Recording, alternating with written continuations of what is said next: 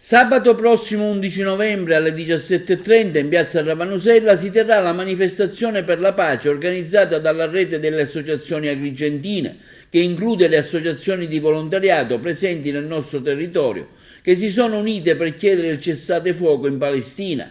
In particolare la rete agrigentina delle associazioni chiede il rispetto delle risoluzioni emanate dall'Assemblea Generale delle Nazioni Unite, che condannano tutti gli atti di violenza contro civili palestinesi e israeliani, chiede una tregua umanitaria immediata, duratura e prolungata che conduca alla cessazione delle ostilità. Inoltre, considerato il grande numero di bambini vittime della guerra, la rete delle associazioni chiede che venga messa al centro la tutela dei diritti dei minori.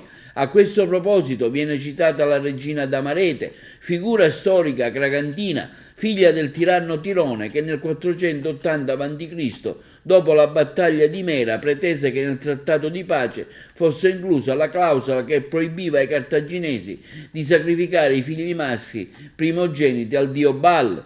In cambio la regina permise ai cartaginesi catturati di ottenere la libertà. Per questo Damarete è riconosciuta come la prima protettrice dei diritti dell'infanzia nella storia. Nel suo nome la rete delle associazioni di Agrigento chiede la tutela dei diritti dei bambini di tutti i territori di guerra. La manifestazione si svolgerà alle 17:30 intorno all'Ulivo al centro della piazza Ravanusella, albero per eccellenza del simbolo della pace.